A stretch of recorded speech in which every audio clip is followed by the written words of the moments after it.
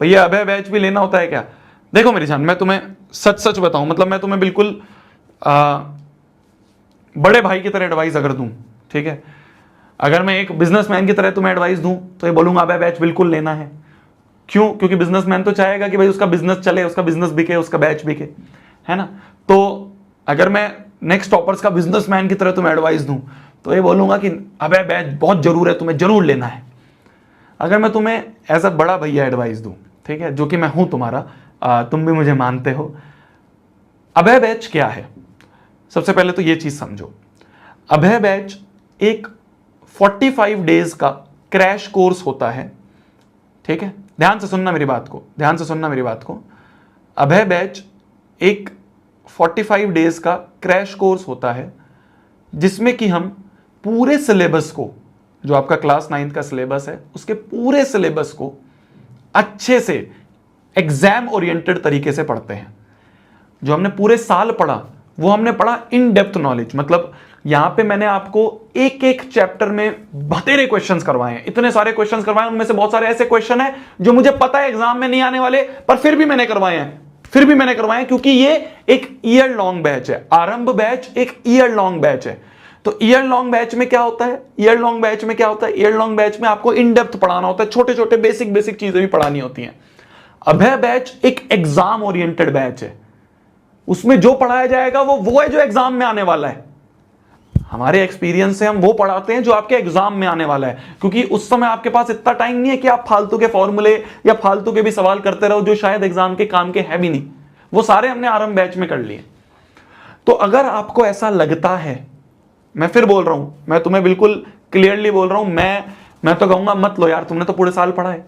पर अगर in case तुम्हारे काफी ऐसे चैप्टर्स हैं जो बैकलॉग में है, काफी ऐसे चैप्टर हैं भाई, जैसे कुछ बच्चे ने आरंभ बैच ले लिया, आरंभ बैच लेने के बाद उसको लगा कि यार भाई, और वैसे अभी अभय बैच आने में टाइम है, मतलब नवंबर में आता है जाके, अभी टाइम है, पहली बात तो। दूसरी बात यह है, मान लो तुम्हारे काफी चैप्टर्स ऐसे थे जो किसी कारणवश तुम लाइव क्लास नहीं देख पाए या तुम रिकॉर्डेड भी नहीं देख पाए। मान लो ऐसे बहुत सारे चैप्टर्स हैं तुम्हारे किसी भी सब्जेक्ट में, खाली मैथ्स की बात नहीं कर रहा हूं मैं, हर एक सब्जेक्ट की बात कर रहा हूं। मान लो कोई भी XYZ रीजन है, कोई बच्चा हो सकता है जिसकी तबीयत खराब हो गई हो, तो भाई उसके 4-5 चैप्टर्स बैकलॉग हैं या 8-10 चैप्टर्स बैकलॉग हैं। या कुछ बच्चे को ऐसे हैं जिनको अभी कॉन्फिडेंस नहीं आया है ना। कॉन्फिडेंस की भी एक बात होती है कि भैया हमें ना कोई ऐसी चीज बता दो कि यार अब हमें ऐसा लगता है कि भैया हम बैठ के ना वो सारे लेक्चर्स नहीं देख पाएंगे, इतना टाइम तो नहीं है कि हम आरंभ बैच के एक एक लेक्चर देखें, बहुत बड़े बड़े लेक्चर्स हैं। तो भैया हमें कोई छोटा सा एक क्रैश कोर्स टाइप करवा दो, या भैया मेरे बहुत सारे बैकलॉग बच गए थे, उन सारे बैकलॉग्स को कवर करना है, तो क्या करें।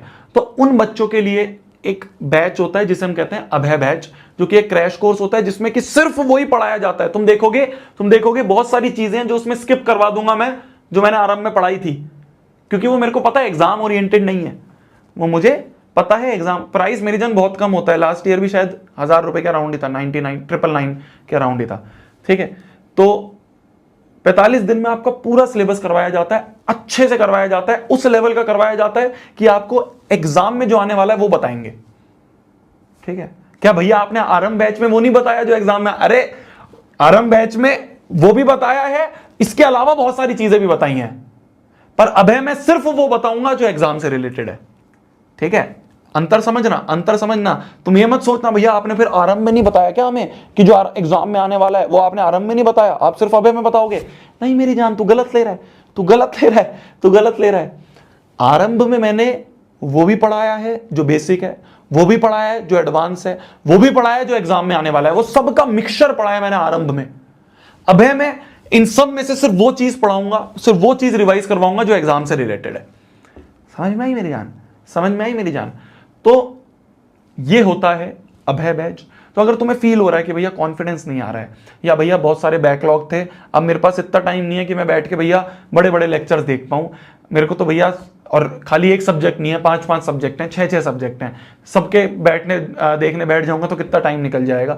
तो उनके लिए वो बैच होता है अभय बैच, ठीक है। तो अगर तुम्हें लगता है तो तुम लेना। मैं फिर बोल रहा हूं, मैं यार बिजनेसमैन होते तो फिर हम तो कुछ और ही कर रहे होते, है ना। बिजनेसमैन होते तो हमारी कंपनी बहुत बड़ी होती। हमारा काम है जितना सफिशिएंट है उतना तुम्हें बताना, तुम्हारा मन है तो तुम लोगे। तुम्हारा ऐसा लग रहा है कि भैया मैंने तो सब हो रखा है, भैया मैंने तो आरएम बैच के एक लेक्चर लिया था, मैंने तो आरएम बैच के एक क्लास ली थी, मैंने तो आरएम बैच का सारी डीपीपी करी है, सारा होमवर्क करा है। अगर तुमने हर एक चीज करी है, जितनी मैंने होमवर्क दिए हैं सारे तुमने करे हैं, जितने मैंने डीपीपी दिए हैं सारी तुमने करी है, तुम रेगुलर क्लासेस में आए हो आरएम बैच में, इस वाले आरएम बैच में अगर तुम रेगुलर क्लासेस में आए हो तो तुम बिल्कुल मत लेना अभय बैच। क्यों? क्योंकि तुमने सारी चीज ऑलरेडी कर ली है यहां पे।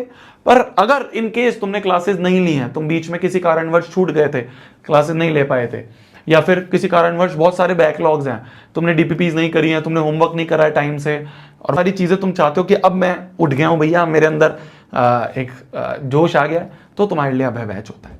ठीक है, अब मैं इससे ज्यादा नहीं एक्सप्लेन करूंगा क्योंकि अभी आने में बहुत टाइम है, अभी तो अक्टूबर ही चल रहा है, नवंबर में आता है जाके वो। तो अब एक बच्चा पूछ रहा था कि अबे बैच क्या होता है, तो बताना। ठीक है, ठीक है। अब मेरी जान देखो, प्राइस जो होगा वो मैं नहीं बता पाता हूँ। प्राइस जो होता है वो सारा डिसाइड करा जाता है कैलकुलेशन पे, मतलब वो मेरे हाथ में भी नहीं है, वो सारा का सारा है जब हमें सर्वर की कॉस्ट पता चलती है कि भाई अगर इतने बच्चे हैं तो इतनी सर्वर की कॉस्ट आएगी, उसको हम डिवाइड कर लेते हैं, डिवाइड करके जितना जितना बनता है उतना हम कर देते हैं। ये तो मतलब वो सारा वो है, प्लस जो और लोग काम कर रहे हैं उनकी अगर सैलरीज हमें दे रही है तो वो इसमें से निकलती है ना। हम खाली 3 नहीं है ना, 50 से ऊपर लोग हैं अराउंड जो ऑफिस में काम कर रहे हैं।